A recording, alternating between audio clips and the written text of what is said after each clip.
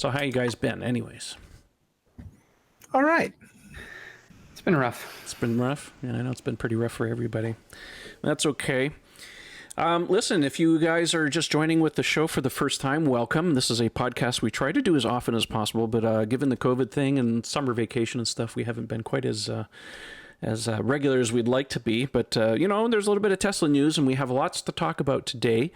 And we also have a lot of viewer and listener questions, which we'll get to in the second half of the show. By the way, if you're listening to the podcast, thank you very much. We also publish a video version of the podcast, so make sure you go and subscribe to our YouTube channel. You can find that at Tesla Owners Online, so that you can watch it if you'd like to see that. But otherwise, if you want to listen, you're welcome to listen along. There'll be times in this podcast when we bring up articles or we talk about pictures or something like that. So if you want to see what we're talking about, watch the video version of the podcast. So having said that, we've got some Tesla news to talk about. A lot of Model Y stuff actually came out recently.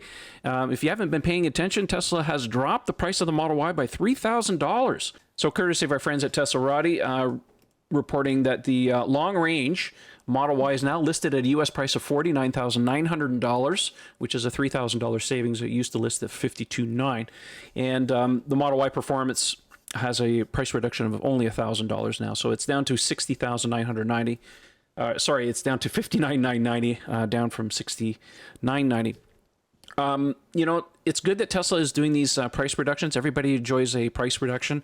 I should mention that if you have not taken delivery of a Model Y, you can usually be rest assured that Tesla will do you right and adjust the price for you, as long as you don't change your configuration.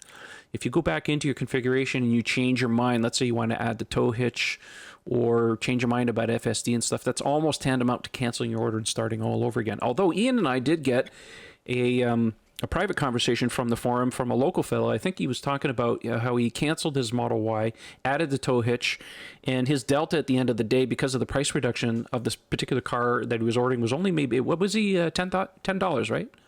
Yeah, it was basically kif. It would wind up being exactly the same. Exactly. So the one thing is that if you change your mind about FSD, so let's say you decided to get FSD when you originally placed your order of the car, and then you change your mind, you don't get price protection on the FSD. So you'll get the lower price of the car, but just keep that in mind as far as that's concerned. So, and the tow hitch is available. That's $1,000 US. So if you're interested in that, anything else is up for grabs. And none of the other prices have changed, just the base price of the car. So glad to see that.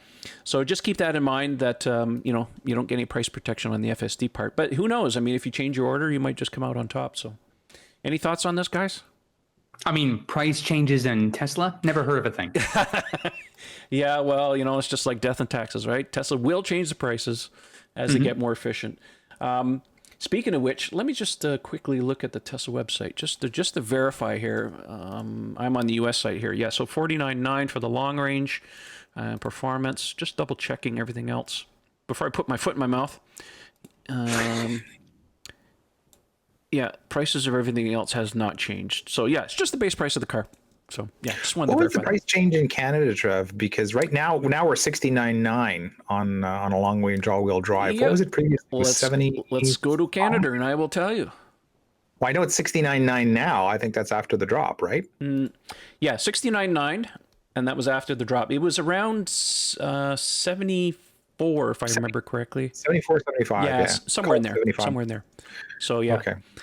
Good. I mean, you know, exchange rate's not in our favor. It makes these cars much more expensive than they have any right to be. But are there any benefits from programs in Canada for the price dropping to under 70? No, not yet. None of the Model Ys qualify for our federal rebate because it's capped at $55,000. Okay. So unfortunately, And Quebec, sadly, back in I think it was in end of March, early April, they dropped the threshold here from 75,000 to 60.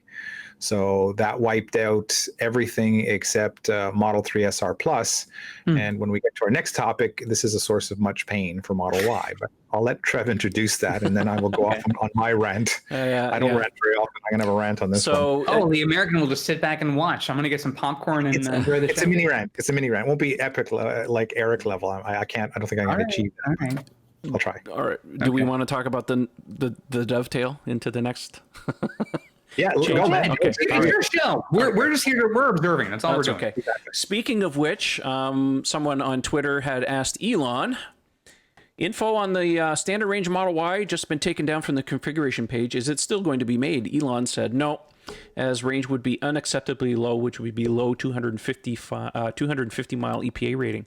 So, yeah, standard range Model Y is not happening. He did go on to say later on that they will make in a few months a long range rear wheel drive, or single motor as he calls it, Model Y. So the expected $40,000 base price on the Model Y is basically not going to happen. I would expect that the base price of that car will probably come in, I don't know, between $43,000 and $45,000. It's tough to predict exactly what it will be, but it won't be the magical promised $40,000.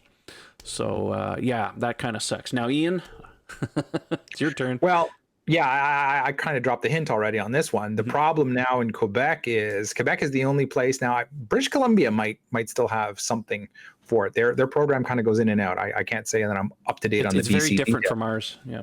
Yeah, it's depending on the funding available and a few other factors. Yeah. So I apologize, people in BC. Check your latest offerings from the British Columbia government to see what's actually happening out there. But in Quebec, this is a big problem because, as I just said, they dropped the threshold from 75,000 MSRP to 60,000, meaning that there is no Model Y at all currently that will qualify for this. And the SR would have been the only one that did, because if you do, the US price worked up, it still would have come in under 60 just by a little bit, and that would have been fine. And I had a lot of people I know that were interested in that car, because if you took it at, I don't know, 57, 58,000, whatever it was, knock off 8K from the provincial government, you've got a hell of a value on your hands. And now that's gone up in smoke. So they're all going to have to eat this 8K increase straight out of pocket, which is kind of sad. And okay, I understand Elon's point. Well, we wouldn't be able to hit 250 miles EPA, but I got to think with the super efficiency of this thing, the fact that it's almost on par with Model 3, they'd get 240 out of it. I mean, if we do work the numbers backwards from what the Model 3 SR achieves versus, the long range versions of the Model 3 versus the Model Y, there's not a huge difference. They're within a few miles of each other. So you're telling me you couldn't hit 240? There's tons of people up here that would love to have it at 240, especially the fact it's got the heat pump. So, put side by side with a Model 3 SR Plus in winter, the Model Y is going to have better range as far as I'm concerned. Mm-hmm. Yeah, the heat pump makes a huge difference. It's primarily it's primarily responsible for why the Model Y has such good range compared to a Model 3. Now, I actually went on Twitter a number of days ago, and based on what had happened about this, I said that, I'm going to make a prediction that in due time, Tesla may end up canceling the rear-wheel drive Cybertruck. Now, I know it's very controversial, but the only reason I said that is Tesla has a history of introducing a low-price model, trying to hit a price point, and when they get into production, when they get out of production hell and their margins actually increase, and they do make it, is very, very short-lived. I mean, literally every car that they've made has proven this, other than the Roadster. But I'm saying, the Model S first came out with a 40 kilowatt hour battery pack. They made about 400 of those cars. Not a lot of consumer demands for those. So they basically sold them as 60 kilowatt hour battery packs, and the software locked them and discontinued the car. So Model S was originally promised at $50,000 US. Well, it never really happened. Model X, they made a 60 kilowatt hour battery pack for that thing. Again, short-lived. Made a few of them, canceled it. Model 3, standard range. You can only order it off menu, but it's really tough. They don't want to sell you that car. Model Y. I mean, how many more cars are they going to keep doing this? So I know there's an argument, and Ian, you've made this argument, and I know you want to talk about this, okay, about the fleet potential of the Cybertruck. And I agree with you. And I think, it's too early to really make definitive predictions on this, because it's a new vehicle and it really represents a completely different market for Tesla. And there's lots of potential, I think, for a lot of people, or for different markets. I think it remains to be seen exactly how much uptake they got on it. But Tesla, they seem to be hell-bent on making long-range cars because that's where the interest is. And they will generally make the promised car that they said they will, but it doesn't last very long. They give it the axe for whatever reason. So anyways, go ahead, Ian. You want to talk about the fleet potential? I just think it's straight up simple math. You think of the, hundreds of thousands of small businesses there are around North America that use some type of truck, whether you're in construction, you're like running a small business, delivery, you name it. Anybody who could use the Cybertruck to replace their fleet of gasoline vehicles. When you talk about the base price of $39.9 and like so little cost to run the thing, anybody in the accounting department is going to go, that's what you're buying, and I don't care what it looks like. I don't care what color it is. The cost per mile is going to be so ridiculously low for what the vehicle can do that it's going to be dictated by the finance people that's what they want to buy. But when you go from 40,000 to 50,000, increase the payments by 20%. That starts to weigh heavily back into the favor of some of the cheaper ICE vehicles that can do some of these jobs. Not in all cases. I think, every type of business is going to have a different sort of calculation based on the capacities and the needs of the vehicle. But I got to think that $39.9 is like just a no-brainer. And 250 miles of range for a lot of, urban vehicles or doing short runs every day, that's plenty. I mean, what more could you need in a lot of small business cases? They do claim it's going to be 250 plus. How much the extra plus is remains to be seen. But no, I think there's an argument to be made for making all the varieties of it. And who knows what's going to happen with the truck if they get enough uptake on it. But if you remember, they were originally planning on making the two-wheel drive version of the Cybertruck first, and then making all-wheel drive and the other ones later. And apparently, due to customer demand or whatever, they flipped it. So now they're making the all-wheel drive and the tri-motor first, and the two-wheel drive version or the rear-wheel drive one will be sometime in 2022. So some people will say, well, that's not necessarily demand. Maybe it's production issues or whatever the case may be. But personally, I think that's just demand thing. Oh, yeah. I think they were blown away by the amount of people who want the mid-range or the high-end version of the truck because, of course, it's going to be all the take my money people standing there, of which there's a few 100,000 for sure. Then it becomes a question of what happens in year 2, 3, 4, and this is the debate that we had last time where Eric brought up some good points. Is like, is this thing mainstream enough to really do big volume? We don't know that for a fact. That, yeah.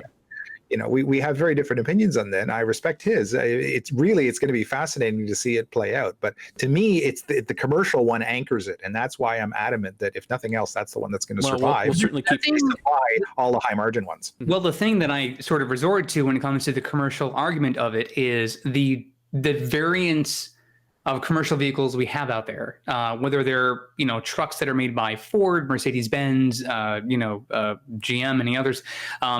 The ones that companies tend to use for a lot of work trucks, work vans for electrical guys or for construction workers, or even the vehicles that Tesla uses now, they're not EVs, right? By and large, I mean, there are some small number of that will change eventually. But for Tesla to produce EVs and not already use EVs for their own mobile service vehicles, in large numbers, I should say, is sort of indicative of what that is. Are they going to all of a sudden use Cybertrucks for those?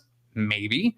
But that's a lot of mobile service techs using Cybertrucks, and that's not making money. You're not making money on using your own vehicle. It's actually sales you're not getting for that purpose. So I think the low end vehicle makes sense for certain sectors. I just don't see a swath of companies all of a sudden trading in all of their ICE vehicles, which some may be on lease contracts for a certain duration, to all of a sudden now invest all of that capital into getting a Cybertruck that when it first comes out is not thoroughly tested. We don't know the optimal performance of it. And as we've seen with Model Y production so far, what issues are going to rear themselves with the first batch of Cybertrucks that come off the line wherever they're being made, if it's Austin or elsewhere.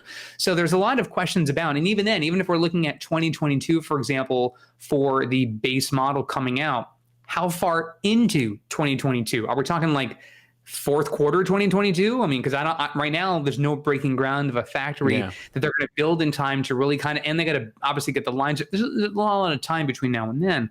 So there's a lot of questions already in terms of just getting the initial versions of the Cybertruck off the line. So to me, it's like when I made the argument about the sales, it really came down to there's a lot of individual owner demand, but again, a $100 deposit can always drive demand. But that's not, I don't think it's a real reflection of the actual insatiable need for that vehicle in the market. So we'll see. Model 3 reservations proved out to be true reservation holders. Most of them did convert to orders. I'm not sure Cybertruck at $100 starting point, we'll do the same thing. No. But we'll see. We'll keep an eye on that. We don't want the podcast to turn into nothing but Cybertruck discussions all the time. But let's get back into Model Y a little bit because we got some more stuff to talk about here. Our friend John at Silicon Valley Tesla Owners Club asked Elon on Twitter, can we get track mode for the Model Y? Is it possible? Elon replied with a very simple yes. So we don't know whether the yes means is it possible or is it actually coming or a combination of both. But I found it strange that the Model Y, being a performance car, didn't automatically get the benefit of track mode. Now, obviously, that's probably a testing thing that they want to do later on. And I do believe that it would make sense for them to release it on that vehicle. Because, I mean, you're buying a performance car, and I know my friend Sasha just took delivery of his, and he wants to beat the hell out of that thing on the track. So I think it'd be a lot of fun. But I don't think there's any reason why it can't. I mean, it literally has the same brakes, it has the same setup as the Model 3, same battery pack. I think in this case it was just a matter of testing the software and not being ready to release it yet. It was just like we didn't have track mode on the Model 3 when it was first released, anyways, right? We had to wait for that. How long did it take to come out? Oh gosh, almost a year. Almost. Was it that long? Well, we just got version 2 track mode. The first track mode, yeah, I forget. No. I would have to go back over my. This is a great podcast, ain't it? We're stumped. We don't know. It was a while. It wasn't on first release though. It was months, yeah. But I had it the first winter. I remember, donuting the thing around. True. Winter. That's true. I did my drifting videos, so it was maybe. I got my car end of September. I mean, the performance car started delivery early August. July in the U.S. Okay, so call it July. So it was about 5 months in, I want to say. Okay. November of 2018 would be my maybe I was thinking about version 2. Yes. Well, version 2 hasn't been long at all. Yeah. I've hardly been able to play with it. Right.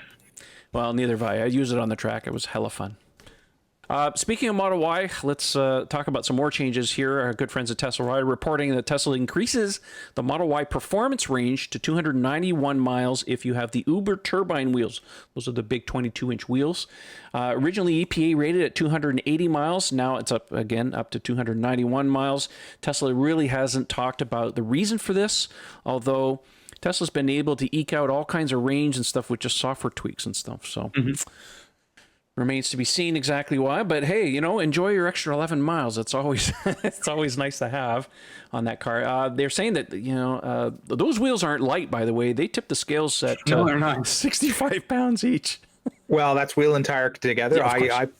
Yeah, I worked it backwards based on the mass of the tires, and they're about 38 pounds, I think, for the rears and 36 for the front, something in that range. Yeah, not light. They're sturdy. They're sturdy. Say so. Yeah, for sure. So, no, it's always good. It's nice to see software updates coming and potentially increasing. Oh, speaking of software updates, Ian, did you get I just got literally a software update just before dinner tonight. Did you get the same one? 30 minutes after you did, yeah. And I haven't looked at it. It looks like because of the digits, it's mostly bug fixes. I haven't seen anything in the release notes as far as new features. Although there is some information floating around. I think I saw it on the forum that apparently there's a software. I don't know if this was this one or another software update, but Tesla's tweaking the range or the efficiency of the car again.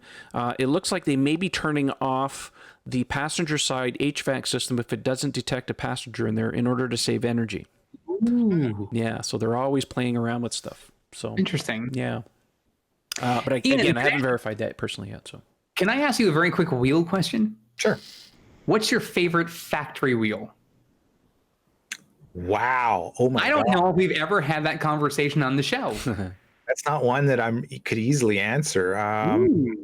There's a few of them over the years that to me are iconics. The Fuchs wheel, the classic 911 wheel, those 5 little triangular, shapes. I absolutely adore.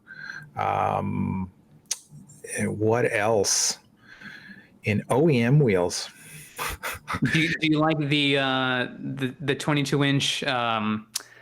Was it the Onyx wheel on the Model X? It's not bad. I mean, I don't even know if it would make my top 50 list. Okay. But we're talking to a guy that's like mentally registered thousands of wheel designs over the years. So it's like asking some of these chefs. It's like, well, what's your? They would probably. I've always been partial to the turbines myself. Mm-hmm. That's a pretty wheel. I like those. Although I'm really digging the ZOGs that I have now. But whatever. Yes, they look spectacular. I think that's the best looking wheel that Tesla's ever produced. Like in terms of how it transforms the car and just gives it so much attitude. I think that's the number one that they've built so far. Still relatively rare as far as I'm concerned right now. So give me a week, Eric. I'll come back to you next week and I'll tell you. Hey, you know what? We got plenty of time. Next week's the big show anyway with the quarterly call coming out. So. Yeah, exactly. Oh, speaking of which, we'd like to do that because the quarterly call is on it's 22nd. Yeah, the Wednesday, right? I have that in front of me. We're literally, my wife and I are going on vacation starting on the Friday, so next week will be the last show until probably the second week of August when we get back. So just keep that in mind, or first week of August when we get back. Excuse me. Yeah.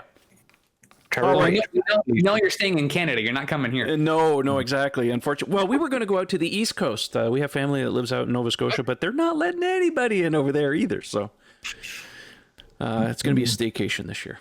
So nice. Yeah. All right, let's get back here. We got our friends at Teslarati with some more information here talking about Model S and X. Specs reveal 250 kilowatt supercharging rate, suggesting 1,000 mile per hour charging. Elon hopped onto Twitter and said they said that they had to increase the wire thickness in the S and the X to reduce resistive heating through the supercharging mechanism. He technically won't be quite 1,000 miles per hour, but especially the Model X because it's a bigger car. So unfortunately, he didn't really elaborate on which production cutoff it was where this wire thickness happened. Like, was it the Raven cars or? I think that's got to be intentional because he doesn't want people to game the system and know it's like, well, if you ordered before this date, you're going to get I wish they were a little more transparent about that.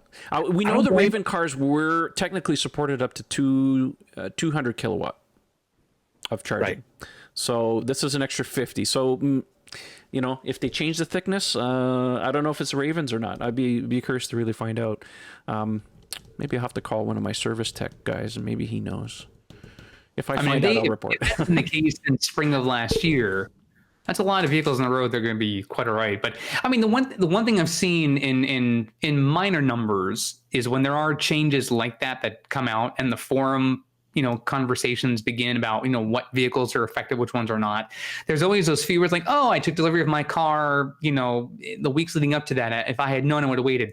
Well, it's like an iPhone or any other new technology that comes out. Like, it's going to be, every so many months, there's some new advancement. So ideally, you want to lease a car, then you can turn the car in when your lease is up and get a new one. And then all of a sudden you got the newest technology. But, there's not a lot of Tesla owners that are like that. There are a few of them that certainly do their own complaints. But that's the state of things with technology. I mean, Tesla is a tech company more than it's a car company. And so you're going to find those changes happen all the time. They're just not largely announced for good reason. Yeah, I think it's important to remember, too, that 250 kilowatt charging is very fleeting. You have to be in a very low state of charge. Your battery has to be warm. I mean, the moon has to be in the right position. And it's very fleeting. It tapers off very quickly. Once you hit about 30, 35%, it drops back off very quickly. So, I mean, it's nice to have if you're going on a long road trip and you're doing very quick hopscotches and getting into it low SOC, much like Ian and I attempted to do when we were going across Canada in the wintertime. But if you're going to plug in a car and you're sitting at 50% and you're expecting to see 250, it's just not going to happen, folks. So maybe in the future, over 50, there's hardly any difference at all. Well, I mean, listen, when we get cars with bigger battery packs, that's a different animal. But right now, the way it stands right now with 75 to 100 kilowatt hour battery packs, it's very fleeting. But I mean, it's nice to see that they're charging that thing. The article does go on to say that Tesla increased the supercharging rate of the S and the X from 200 to 225 kilowatt.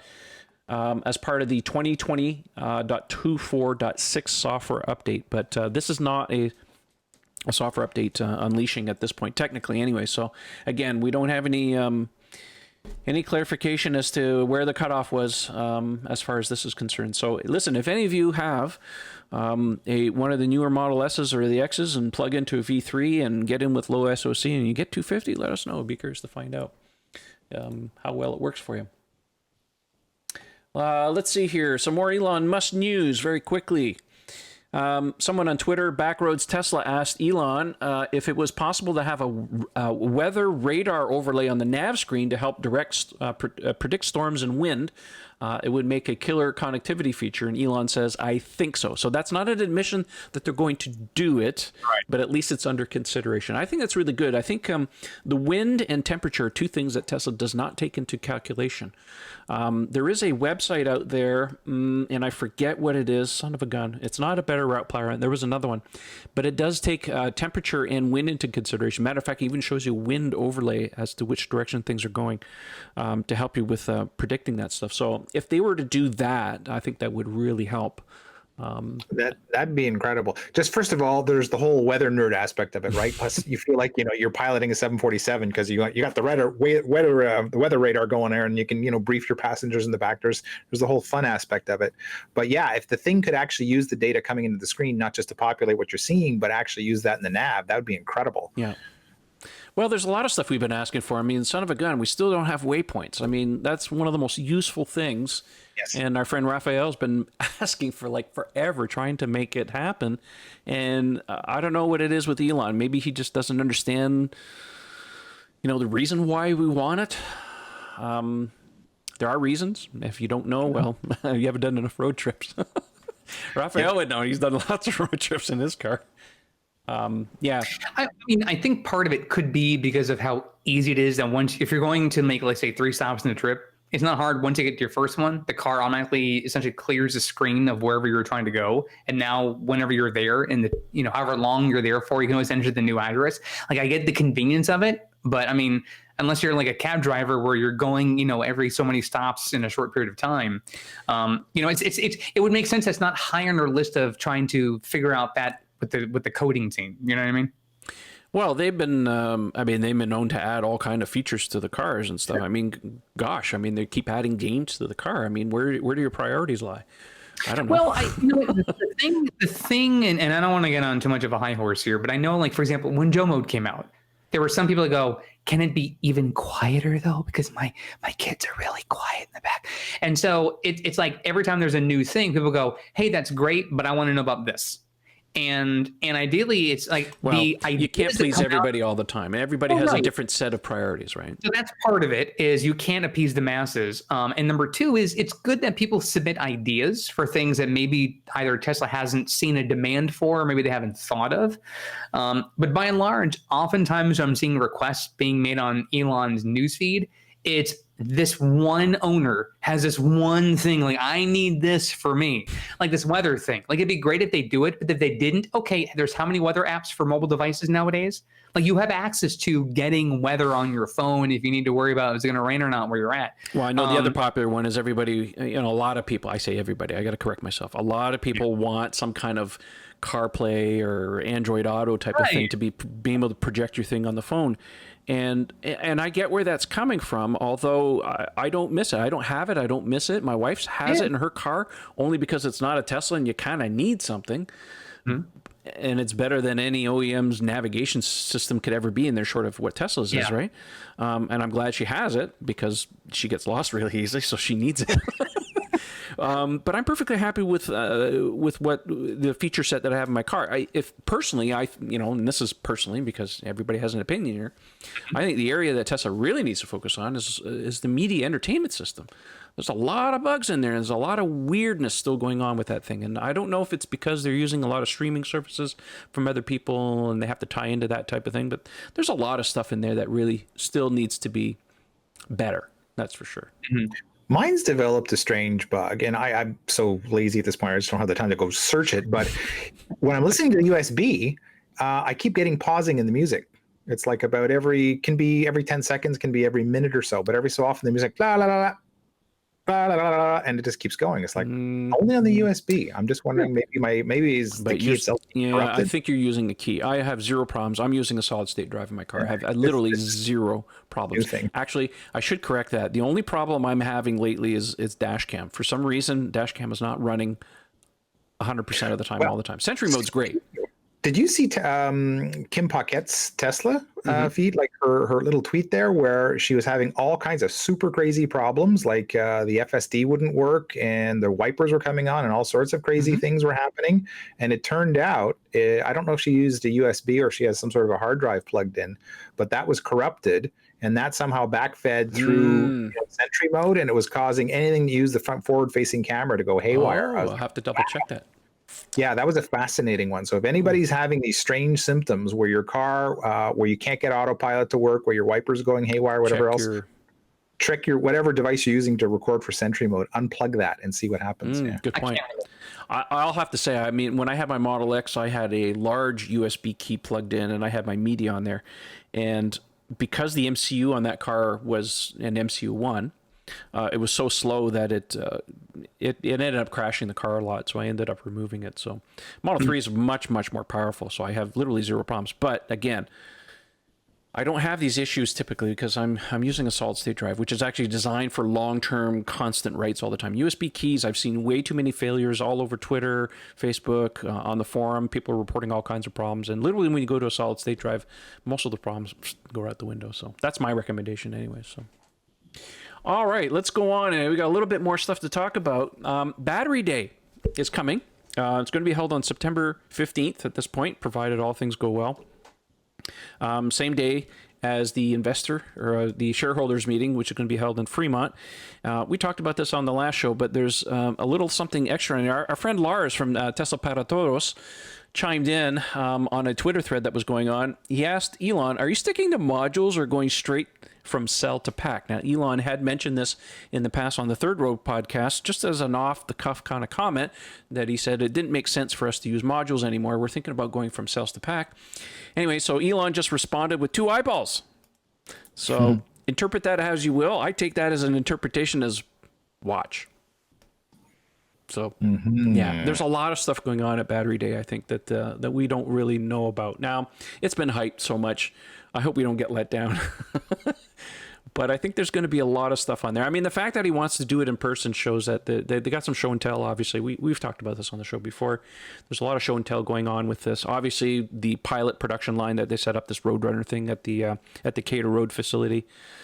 Potentially even a Model S plaid drivetrain. I did tweet that out. The account there, and I don't have it in front of me here. Let's see if I can pull it up here real quick. I don't have it. Anyways, very strange leaked, not a leaked picture, but this really interesting picture of what looks to be a dual motor drivetrain that is conveniently about the same size as the rear drivetrain on a Model S. We know that the plaid Model S drivetrain is going to be dual motor setup on the back. This picture, and unfortunately I don't have it here in front of me, has all the earmarks of it being the plaid drivetrain. And he basically tweeted this picture and never said anything else, no comments about it. I retweeted it and I said, could this potentially be the plaid drivetrain? So we're getting close. I mean, Elon did say that they were going to go into production later this year with the car. So, you know, what better opportunity to pull the veil off and maybe show this plaid powertrain Model S finally? What do you guys think? Good timing? Maybe not? They've gone to plaid. Spaceballs, by the way, if you don't know what that reference is. Elon's a big fan. Could be. I mean, you know, there's so many possibilities of what they could be on. But yeah, to your point, Trev, I think there's something they're cooking up where they want to actually physically show it. That could be one of them. I don't know. Go ahead. I was gonna say the other thing too is it's not just the physical packs themselves, which the tech in those things is already mind blowing half the time when you read about it. But it's also I think the technology, because you mentioned like how many times they can tweak the range of a car because of software. So to me, it's really twofold. It's not just the physical pack itself. It's the technology behind it that allows it to sort of manipulate little things within the pack to draw more performance out of it. And, you know, I know that the Autonomy Day revealed a lot of cool stuff that we didn't know before. The Battery Day might be as like mind exploding an experience all the same. But to me, it's not just, well, here's some new advancements in technology we're doing, whether it's we're using a different chemical compound, we're using a different fabrication process, we're sort of linking them together in a different way to draw more energy out of it, you know, with less space. I mean, there's all kinds of things they can do. But ideally, I'm looking for not just the physical batteries, but then again, what technology is tying into that allows it to manipulate and tweak the packs the way that they do. Well, if you want, we can have a little discussion about this, because I have a feeling it's a lot of stuff. It really, it's literally from the cells all the way up the chain. We know through white papers that Jeff Don, who's been under contract at Tesla, has developed basically what I call the holy grail of electrolytes, which basically all but eliminates the SEI layer buildup, which leads to battery degradation. So that's the first thing. We know Tesla is going vertical as far as manufacturing their own cells, independent of Panasonic. We don't know what form factor that cell is going to take. Now, we know it's going to be a cylindrical cell, but that's because that's just the way they operate. But is it going to be a 2170? Could it be a larger cell? Potentially. We don't know yet. It is sourcing materials much more closely, practically going to mining companies and signing contracts. So there's that whole aspect. Then there's the aspect of eliminating modules and the serviceability of the battery pack. Now, if you look at the history of Tesla, when they originally developed, and I'm sorry, and I don't mean to ignore the Roadster people, because this is, I mean, I'm talking about since the Model S, like when Tesla basically built the whole stack themselves. Okay. Yeah. So I'm talking about modern Tesla here. When they originally designed the Model S, they designed the battery pack to be cells put into modules, and these modules were supposed to be not user serviceable, but if a module went bad, because remember, these were early days, Tesla didn't know what was going to happen over time to these cars. So they actually designed it in such a way that the modules would be serviceable. Bad one, open up the battery pack, take it out. But as it turns out, the battery packs just never ended up being serviceable. Mainly because of the way they sealed them, how it was actually constructed, and the fact that it was so much easier for them to just swap out a bad battery pack rather than to deal with the modules altogether. Right. Don't forget, they had a time when they built the battery swapping situation, because they didn't know at the time whether supercharging was going to be the future or the battery swapping thing. And they actually built a battery swapping station, and they had no takers. So they dropped the whole idea. Now, when they developed the Model 3, they still did modules. Now they did 4 instead of 16, up to 16, because not every battery pack's the same on the Model S and the X. But again, modules, cells into modules.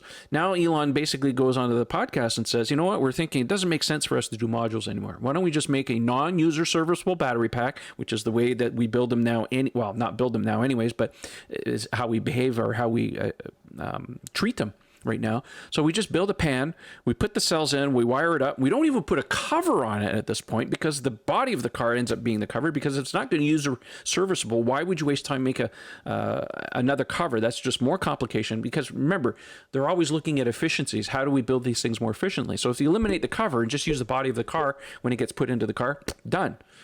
So I think Battery Day is going to be multifaceted, multi-layered on many different levels. So hold on to your hats, folks. I think it's going to be quite interesting. It's just me. Man, Trevor, you got me all turned on. Yeah, I don't know. Battery, I mean, the tech in the cars is really cool, but batteries is really where Tesla's, I mean, their primary tech is really at. I mean, they developed their battery cell technology, their cooling, their BMS system. It is really their secret sauce. And they've parlayed that, of course, into energy storage and all the other things. But that's really where their core abilities really lie.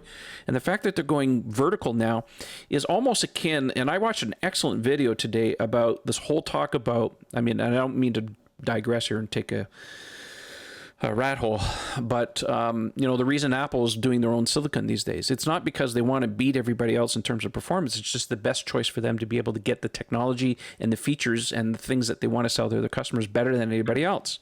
And I think Tesla's doing exactly the same thing. They did it with you know, with the Autopilot computer, right? They used to buy the Drive PX2 or the chipset anyways from NVIDIA.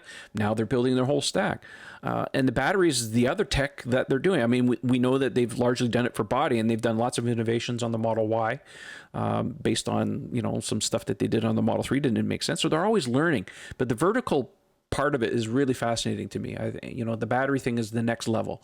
And I think it's been leading up to this for a long, long time.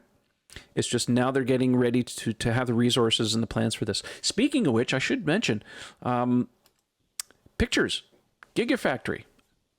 Elon posted a picture of the Gigafactory in Berlin. Ha! Look at this beautiful picture. Sorry, you guys can't see it here, but if you go to our YouTube channel and check out the video, he shared a beautiful rendering of the the Berlin. Berlin. It's enormous. Yes, this factory is going to be larger eventually than the Fremont one. Anyway, some interesting parts about this picture. You know, showing the trucks coming in from loading bays all around the perimeter of the factory. Lots of solar panels on top. Looks like some greenery on top with a nice reflection pool at the bottom, and potentially, I mean, he went on Twitter and there's a lot of people talking about what about a pool and a rave, a rave hall and all this other stuff. So, I have a feeling when they do bent on that one.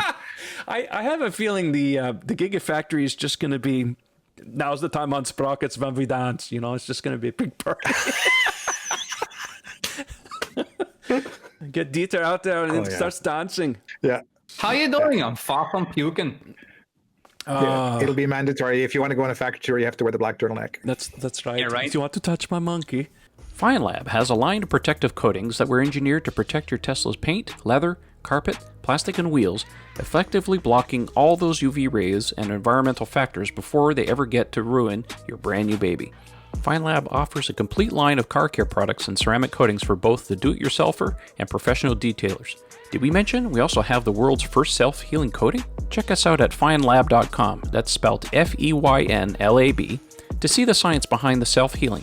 Check out our product catalog and click Contact Us for a free quote from a certified installer in your area. FineLab and Tesla, we were meant for each other. A, we're old because we're dating material from like the 80s.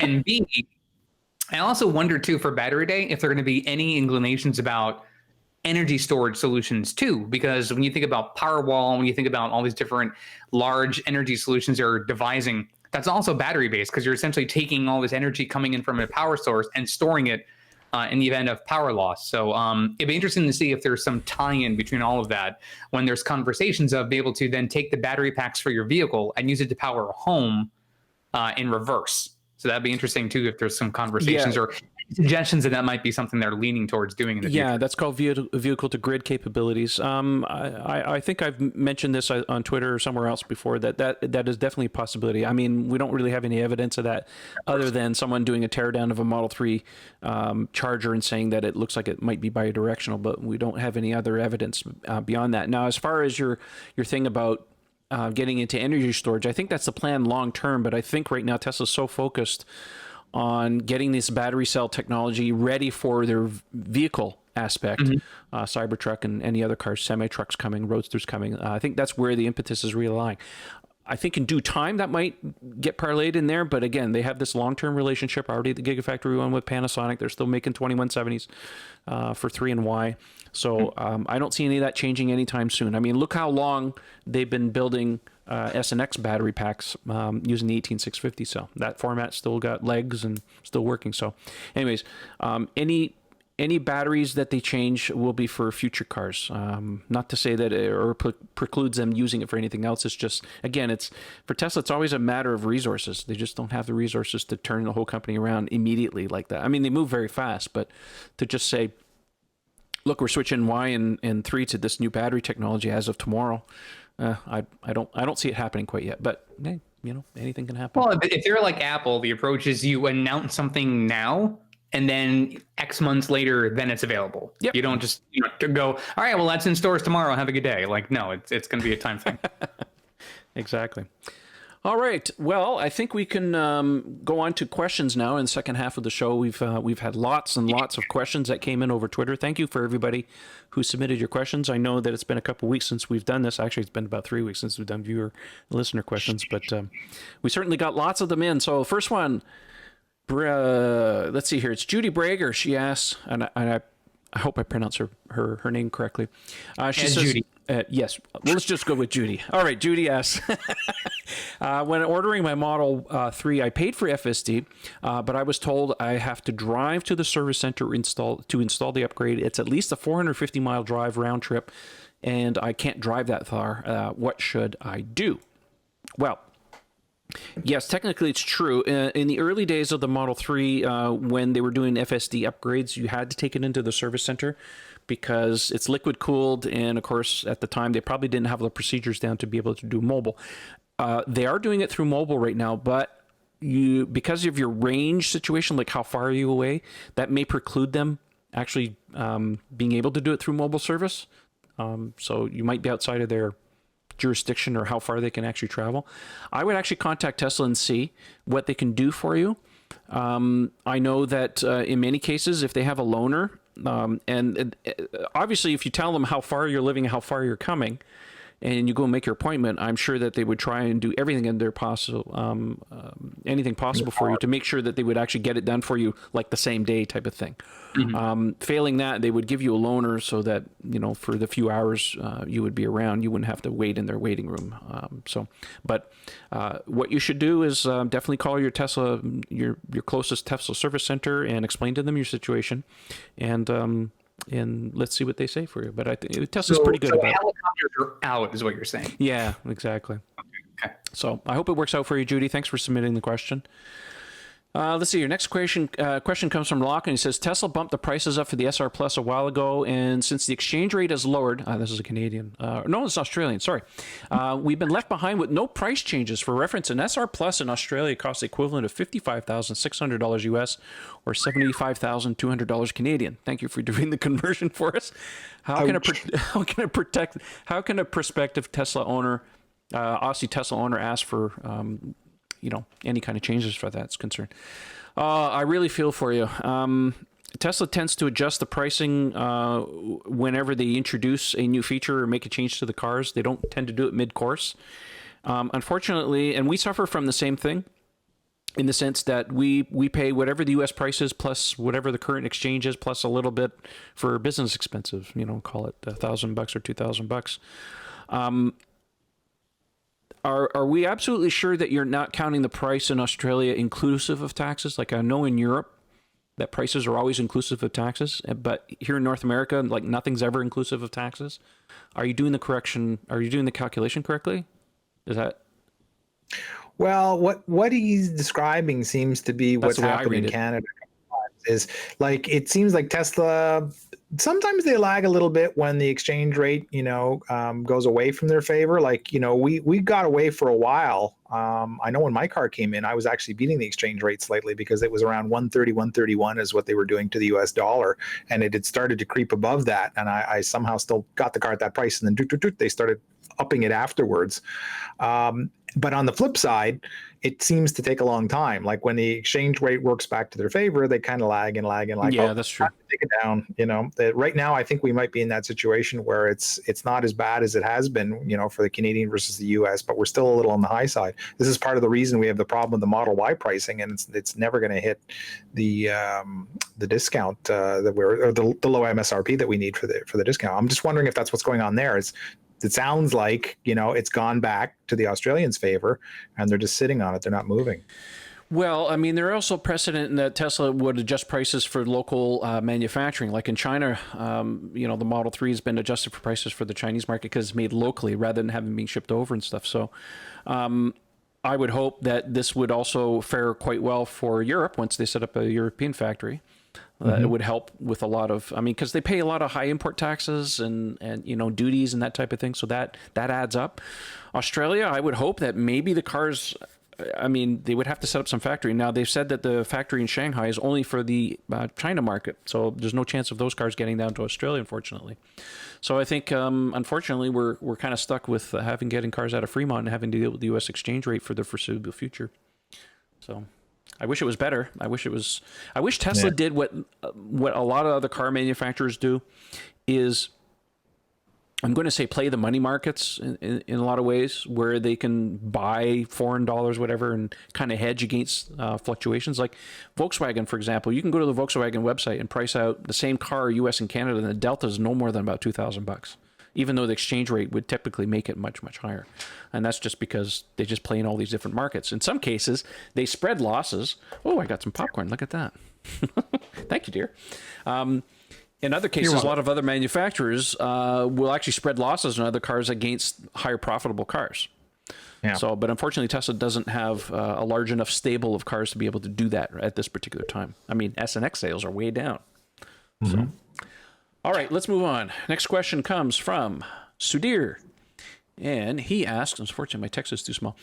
Could you please try to interview Jerome Guyen or Drew Bagliano? Would love to hear their thoughts. Oh, you have no idea how much I would love to have some of these people on our podcast. Unfortunately, Could you just for fun say Jerome's last name again? Guyen. Okay. What did I say? Did I say it wrong? It sounded weird at first. No, I was he's French. Guyen. Okay. So Jerome, if you don't know, Jerome is in charge of vehicle production at Tesla. He came originally from Mercedes, Daimler. He was originally in charge of doing the semi-truck program, but now he's taken over all production at Tesla. He's a real smart guy. I would love to have him on the show. I'd love to have Elon on the show. I'd love to have Franz on the show. However, you can't just call up Jerome and say, do you want to be on the show? It doesn't happen like that. Tesla does not allow just anybody to come on any show and talk. I think it would be way easier to get Elon than anybody else to come onto the show. Let me put it that way. So, I would love to have conversations with these people, but don't hang your hat on that. I really don't think that's going to happen. Much to my chagrin. If it ever happens, I'll let you know. But I don't think it's going to happen anytime. Probably my fault. I'm sorry. All right. Next question comes from Jerry. Do you see any sign of Tesla investing in the service infrastructure to support all the cars they continue to sell? The answer is yes. Yes, they have been making some headway. However, I know for a lot of people, it's not fast enough. Now, Elon has gone on the record many times saying that they were so focused on Model 3 production hell in trying to scale up production that all of their resources were focused on that and not on the service aspect. And that hurt Model 3 in a lot of different ways because early adopters who bought Model S and X were used to a certain way of Tesla support. And that obviously didn't happen with Model 3. And we're still seeing the repercussions of that. Right. I think they've made a lot of headway in service. My experience with Tesla service has always been excellent. Now, I'm fortunate. I live in an area where we have 4 service centers within an hour of where I live. I understand that not everybody has that ability or that privilege. So there's a lot of areas that Tesla really needs to ramp up their service. Now, Tesla also has been putting a lot of focus on the mobile aspect because the cars are really designed in a lot of ways to be serviced from the top down rather than put on a lift. So I don't know. Eric, you wanted to say something? Yeah, so Tesserati, as we were speaking, I just did a search here. Tesserati just posted a story earlier today where you just mentioned his name, Jerome Guillen, indicated that the Tesla is looking for spaces in several U.S. cities, along with some locations in Puerto Rico that are immediately available that they can actually convert into service centers. Some of those areas include Los Gatos, Campbell, California, South Atlanta, Glendale, the Phoenix area in Arizona, Naples, Florida, and Puerto Rico. So there are some locations they are looking to expand for some more service centers in areas that probably could benefit from having a service center there. So those are obviously large cities, but so much so that they don't have a number of service centers currently there. But that's something that, as of today, they are looking to expand on. Mm-hmm. Tying into Montreal's going to get a second one finally. Yes, you guys really do need one. Oh boy, yeah. Because your location was one of the early ones, and it's too small. There is some, at least there's merit, I think, to really the focus being on deliveries and production first, because if Tesla's going to at some point become profitable, you have to get cars on the road. You have to convert reservations into actual cars and actual sales. So it's understandable that the sacrifice being made at the time was we're not going to invest in service centers as rapidly. The investment was, if you had to pick, if there were 3 things presented in the board meeting, and you're being presented with expanding service centers, expanding the supercharging network, and getting cars on the road, the last 2 make the most sense. If you're going to put more cars on the road, you got to make sure that you can charge all of them, and then service will hopefully come later, because your hope is that the cars don't have issues for some length of time that you can kind of get by with it. Now, obviously, that's not always the case. But at least now they understand, we know what the next thing we have to do is we have to expand the service center network. And mobile technicians help in sort of mitigating the need for that. But there are some repairs that do require a service center being open. And it's inconvenient if you're like Judy was earlier, where you're 400 some odd miles away round trip from getting a car serviced. Yeah, I will say I've seen a tremendous amount of improvement in Tesla service over the last couple of years. So, I mean, it is something that the problem is everybody wants everything done like yesterday, right? I have a problem. Why isn't it be taken care of today? I get that. Nobody likes to bring the car in for service. I mean, let me tell you about the stories I had with my Ford. But I've definitely seen an improvement in the service aspect. I mean, matter of fact, I have a service technician coming next week on my car, not to fix anything major. I've just got that trunk trim, the plastic one on my car. It's not holding up anymore, so they're going to replace it for me. But that's something they can do right there in my driveway. I don't have to bring the car in. I don't have to get a loaner. It's not a major deal. Speaking of which, we have another question.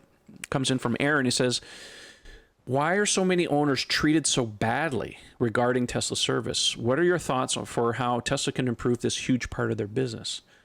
Now, I saw Ian's face on YouTube. Badly?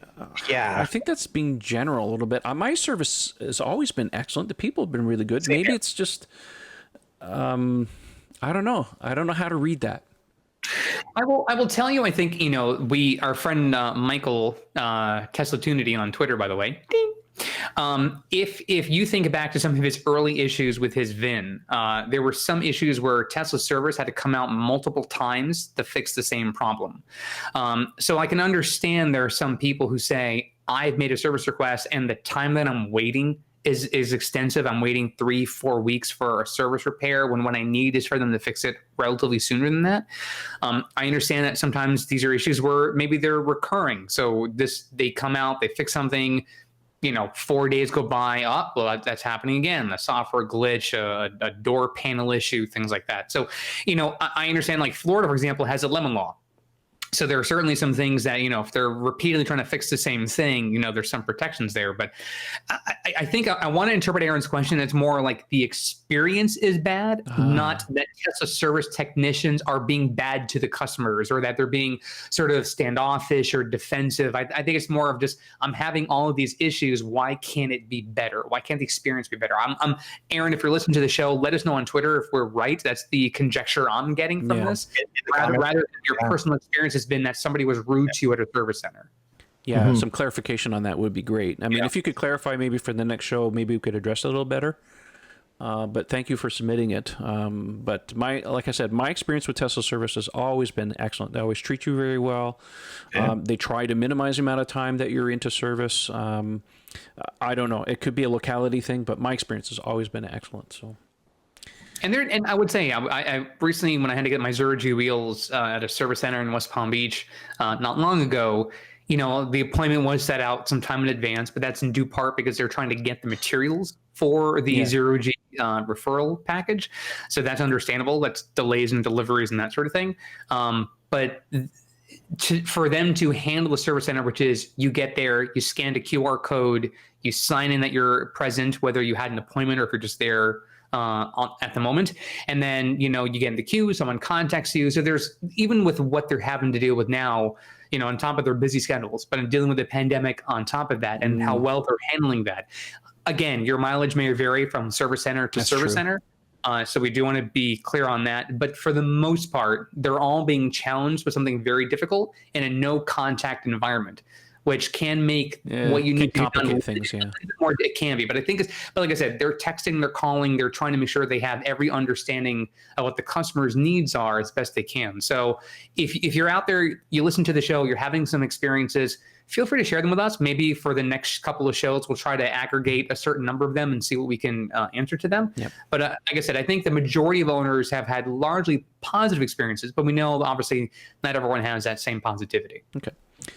Moving on, next question comes from Curtis. It looks like he's targeting me here on this one. Trevor, since the Model Y and your former Model X lack a cargo cover, were you concerned about security and did you have any workaround? Curtis, thank you for the question. I never had issues. The Model X, and from what I've seen in the Model Y, the rear window, the liftgate window, and the two windows just adjacent to that, so not the driver's side and the passenger side, but the second row windows are so deeply, darkly tinted that short of having like one of these monster flashlights, you would not be able to look in the back of the car. I understand for a lot of people they need a cargo cover. I'm sure there's going to be aftermarket things for that stuff. I never really worried about it. Then again, I never stored anything really valuable in the car. If that was something of concern, then I would probably put it in the front trunk, even though that's not completely secure anyways. But for me, it was never really an issue. And on the Model Y, I would encourage you, if you're considering a Model Y, go look at one. If you can find one, you'll see what I mean. It's so dark.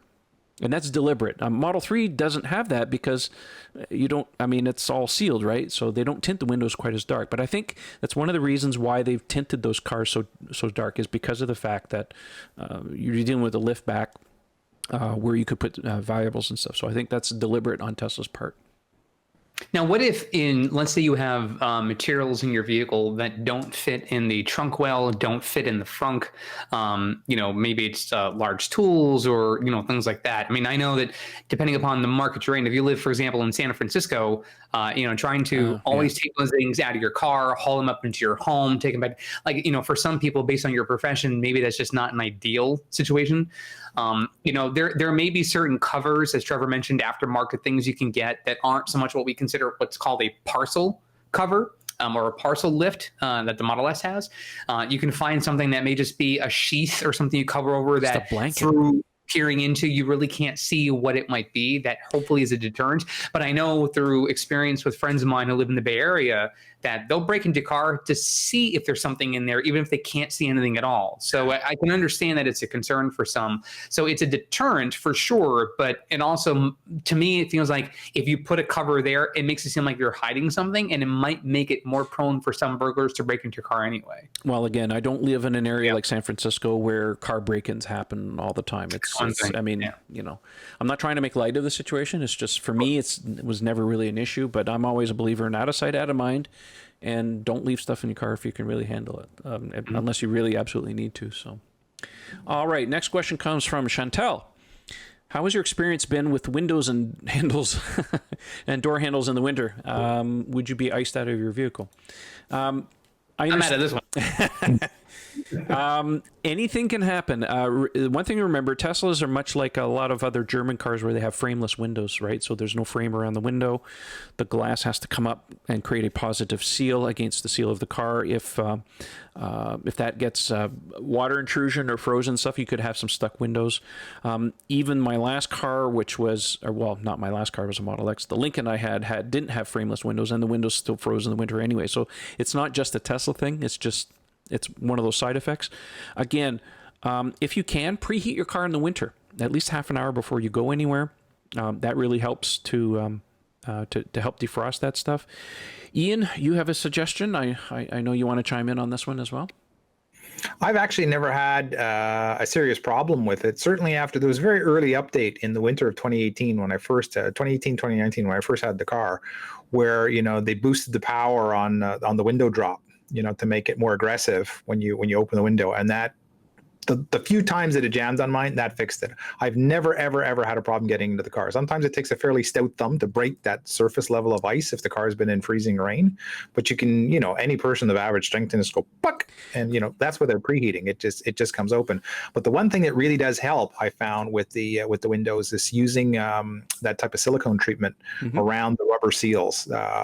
That's definitely recommended for anybody in any kind of inclement weather. It makes a big difference. I've used that as well. Yeah. I love that stuff. Yeah. As far as the door handles, never really had an issue. I think once it was a little frozen, but back of the fist and bang, bang, and it just comes open. I should mention the Model Y apparently is a little better on that front. You can actually push in on the front of the door handle, not just the back, to actually break the ice. So there could be a minor improvement on the Model Y door handles. Again, still not heated yet, but definitely some stuff going on there. So hope it works out for you, Chantel, but it's not that big of a deal. Just be prepared. Anything can happen. All right. Next question comes from Tim, wondering if anyone has any idea of the cost of the Hardware 3 computer. Well, we know that it's included in the cost of FSD if you don't have a Hardware 3 computer. How much? I don't know. I mean, Tesla's not really going to disclose that. More than $1, less than $1 million. It's fair range. I don't know. I will tell you the number. $700. I don't know. In the time that I've been associated with Tesla in some capacity, probably the question I get asked more often than anything is, how much does a new battery cost? Yeah, that's true. Right. And we're only now entering the phase of Model S vehicles that the factory warranty for batteries is now lapsing, because they're, now it's 8 years. What's interesting is I haven't heard that many customers that out of pocket had to pay for a battery yet. Now, obviously there are warranty concerns in some cases, and maybe depending upon how a person drove their car, maybe the warranty is voided. But I have yet to have.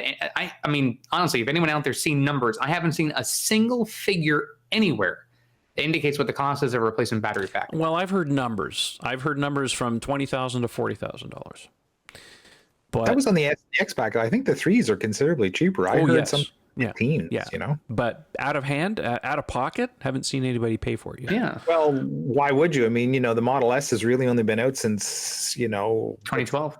Yeah, so we're just coming up. That's what I'm saying. We're only now, in that point. Yeah. But I mean, we may see back. Listen, it would not surprise me if a Model S battery pack from say 2012 or 2013 lasts 20 years.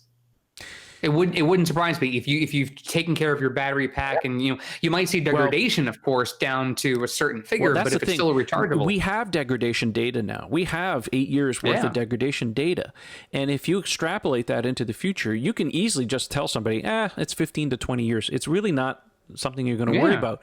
You're not going to own the car anymore for you to really worry about it. And besides, in 15 to 20 years, let's say you really want to put a battery pack in that thing, and if Tesla makes one available, you can be guaranteed that it'll have better technology. It's going to be cheaper anyways. Yeah. So it's not something I really tell people to really worry about. I mean, you're covered. Drive the car.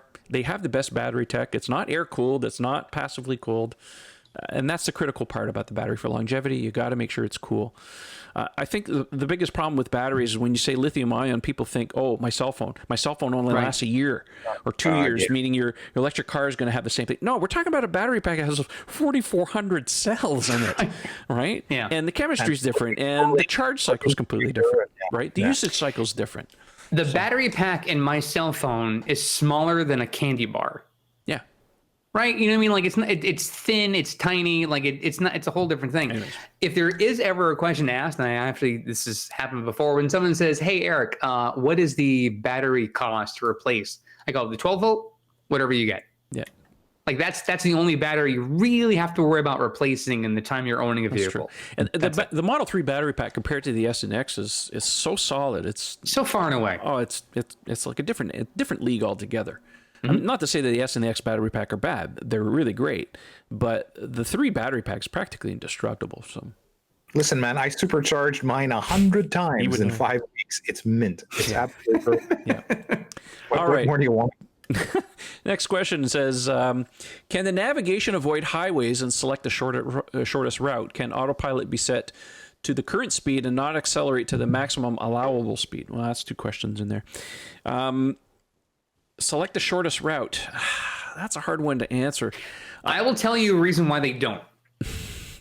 So the reason why they don't is because even if a route is shorter, let's say, for example, you're traveling locally within a city, and the distance from one location to the other one that the car suggests is 8.6 miles. But the route is shorter is 6.1 miles. But if the route you're taking takes you an extra 15 minutes of travel, you're going to use more energy in that trip.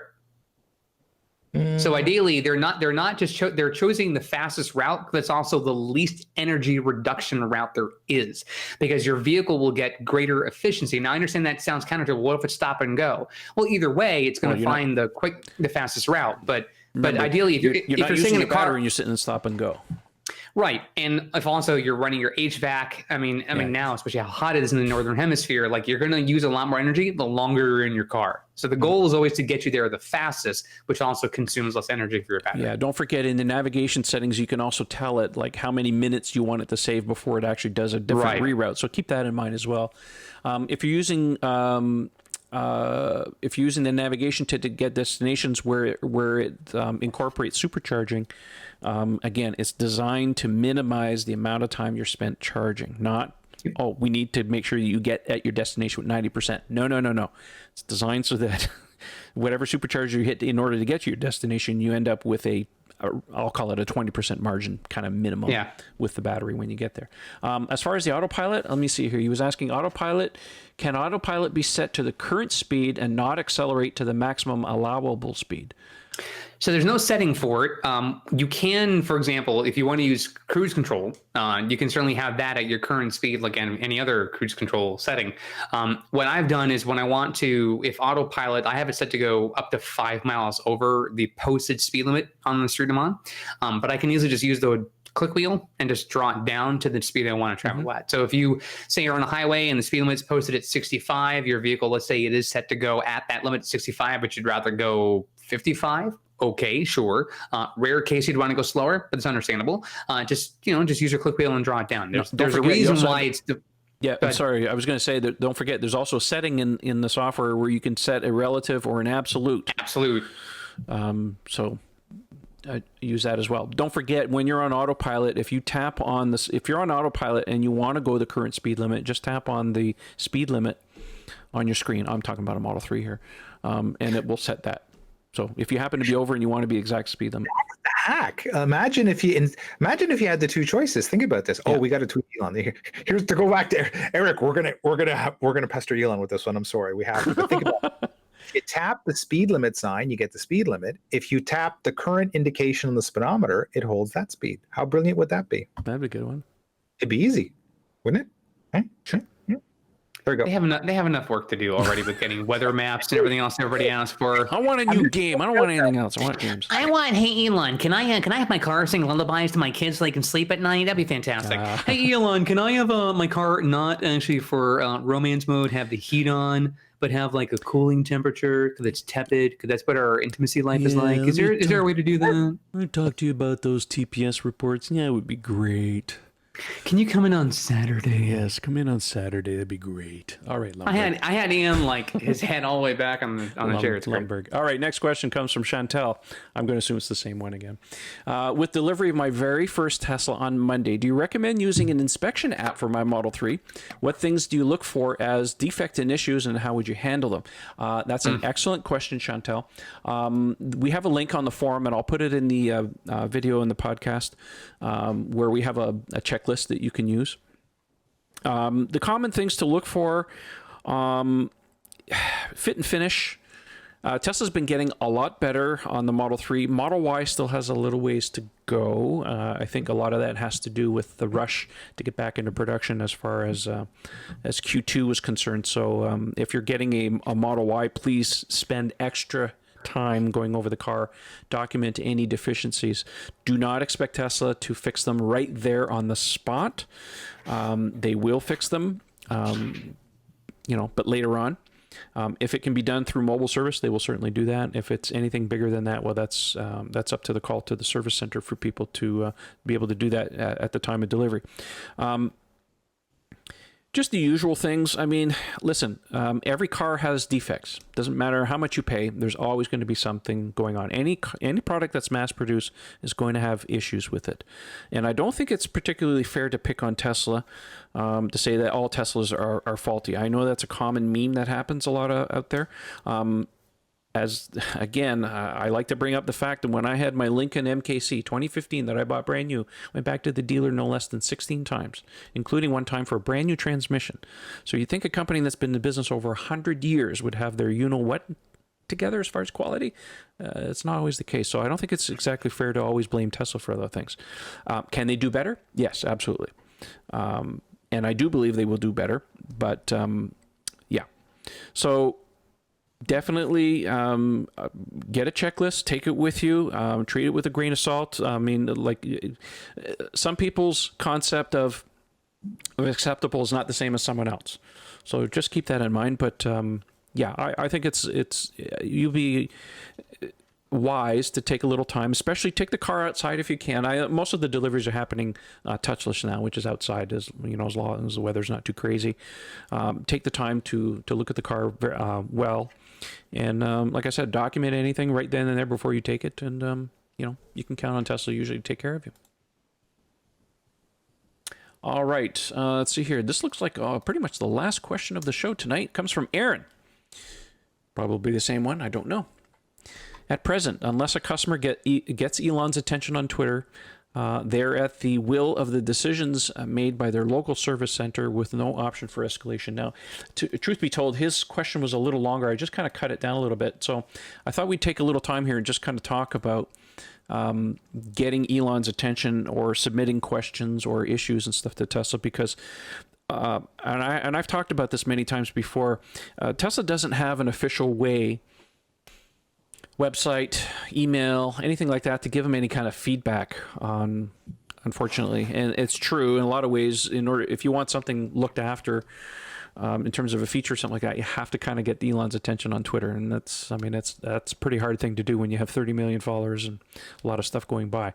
However, when it comes to things like escalations and stuff, there have been the odd time through the forum where we had, especially the early days of the Model 3, people were having some issues in one way or another and couldn't get anything looked after, that we had some methodologies to get things escalated, but that's very rare, not very often in that case. I do believe that Tesla really should set up some kind of website or some kind of facility, something like that, to be able to take a bunch of feedback and submit it. There is a section on our forum where you can actually put in suggestions, and that gets sent off to some contacts. But again, it's a one-way street. We don't know, in terms of feedback, what's going to be implemented and what's not. So I wish there was more. There are some other places out on the website, out on the web, that do crowdsource type of things. How successful they are, I can't tell you. So it's not perfect. It's not. Yeah, I don't know what to say. Any thoughts, guys? I mean, chime in on this. You know what? I tell you what. So I have a lot of empathy for folks who are in that position. Yeah. And I understand that, the large consensus among owners, we've seen this on social media, we've seen it on different forums, is that, there's this mentality, the only way to get something accomplished is to get Elon's attention. And I'm here to tell you that's actually not true. I also find it very wasteful as far as your time and energy, because you could be contacting your local stores, your local service centers, even something as a cordial call, and say, hey, listen, I have an issue. I've been trying to get work done. I'm having a difficult time getting through to somebody. Is there a general manager? Is there a regional manager? Is there a service center manager? Like, who can I speak? Whose number, whose email can I get? Just, I want to send, just an explanation of what it is. Sometimes even having that in writing is very helpful. I don't want to disclose a lot of the resources Tesla uses internally for NDA reasons. But there's a lot of different resources that the company does have to their, available to their team members to get things moved from one person to another. So even sometimes a written email to a high-ranking person in a nearby facility can be enough of something to get things going. I also know, and this is something that I've learned a long time, kindness goes a long way. We understand a lot of you folks are very frustrated with various things. We know I've heard a lot of Model Y owners in the forums really kind of nitpicking everything. And I understand there are some issues on deliveries. Chantal is one of those who are concerned. I'm sure she's heard it herself too for her Model 3. With that being said, if you're disappointed, that's understandable. To lash out at the very people trying to help you, who didn't build your car, who didn't actually drive it off the truck, who just took it down, did their procedures for delivery, and then just said, okay, here's your vehicle, here's your your key cards, and then you sign your papers. To lash at them, not the greatest thing. So try to befriend as many people as you can.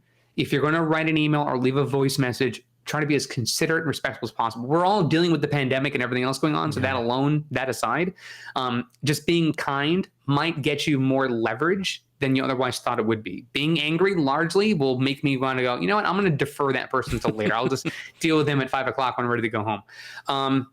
So I think the third thing, the third suggestion I would have is document as many things as you can with photos, and detailing dates and times. Be as specific as you can about what you're complaining about. That way, if you do get it to a service center appointment, or if you do get it to somebody who can look into it, they have as much information as possible without being vague.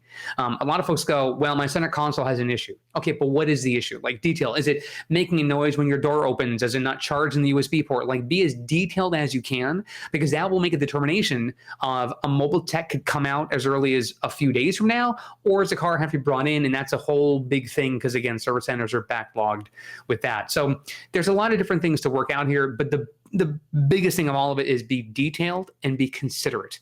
That'll get you a long way because Elon, again, with the millions of followers and folks tweeting at him probably every second of every hour of every day, it's not going to get. If you're lucky. I have never really gotten Elon's attention. I know some of my colleagues here have been so fortunate, but when they do, their phones also die in 9 minutes because the battery runs out because they're getting notifications like crazy. So it's a give and take, if you will, but it's understandable that there are a lot of folks just pleading and begging for someone to listen. But again, getting angry is not really the helpful way to do it. Yeah, very good. Thank you, Eric, for that. So yes, I hope that answers your question. Well, that's the end of the questions. I guess, well, looking at the time here, it's an hour and 20 minutes, so pretty much should come to the end of the show. Ian, since you're up here, what would you like to plug, and how can people get a hold of you? Well, certainly on Twitter, the handle is at Ian Pavelko with the nickname Mad Hungarian. So always there. DMs are open if you have any questions or anything I can help you with. Always glad to lend a hand to the community. On the Tesla Owners Online Forum, you can find me under the Mad Hungarian name as well. I don't spend quite as much time there as I'd like to, but if you do have a question, send me a direct message, open question on the forum. Just ping my handle at Mad Hungarian, and I will try and get that back to you as quickly as I can.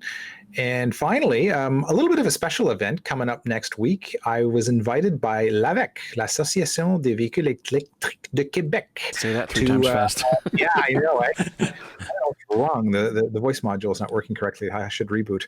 But anyway, the nice people at l'AVEC asked me to participate in an online forum coming up this Tuesday night. It will be in French, of course. So pour tous mes amis francophones, ça va être mardi soir entre 20h et 21h. Je vais demander à Trevor qu'on met un lien dans soit la YouTube pour vous diriger où y aller. Mais mardi soir, on va parler des distances, des voyages de longue distance en véhicule électrique. So we're going to be talking about long distance travel in electric cars. The subject, of course, is just near and dear to my heart. So I hope you join me. J'espère de tout vous voir là. There you go. Yes, we do speak French. And Eric was like,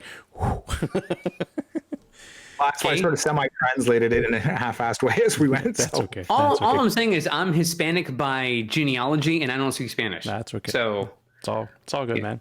Lost on me. All right. So speaking of which, Eric, where can people find you if they want to have a chat? So you can find me on Twitter. The handle is ECFix. Just a quick PSA. First of all, get Ian's apparel, because his shirts proceeds go to benefit the very company, the very foundation he just mentioned, that's having him as a special guest next week. So Link will do be in that the if you can. podcast.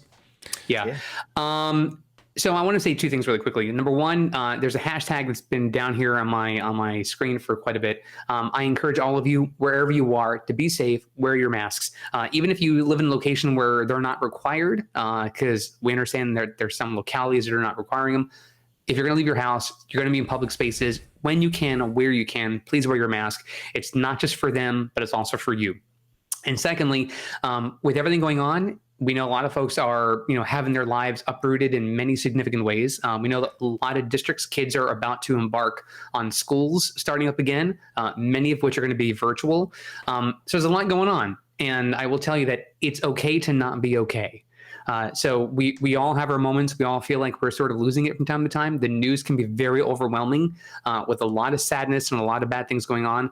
But there's a lot of good in the world too, and a lot of good things are happening. So if you feel like there's something going on in your life that you need to talk to somebody, reach out to someone. There's organizations, there's resources, there's a lot of folks willing to listen and to help and support and to care. So never feel alone, never suffer alone. There are people in this world here to help you. So reach out if you need to. That's it. Good. Thank you, Eric. Well, that leaves me. If you want to follow me on Twitter, the handle's Tesla Owners Online. Check out the forum at teslaownersonline.com. Listen, if you're listening to the podcast, thank you very much. If you really like it, go to iTunes, give us a good review, give us a thumbs up, let us know what's going on there. If you're listening to the podcast and you want to see the video version, go to YouTube and search for Tesla Owners Online. Make sure you subscribe to the channel. and then you'll be able to watch the podcast and all the other fun videos that I put out once in a while. And get that subscriber count up there, guys. I'm just kidding. All right, well, that's it for tonight, and we'll see you on the next one. Thanks for watching and listening. See you guys. Bonsoir tout le monde. Goodbye, everybody.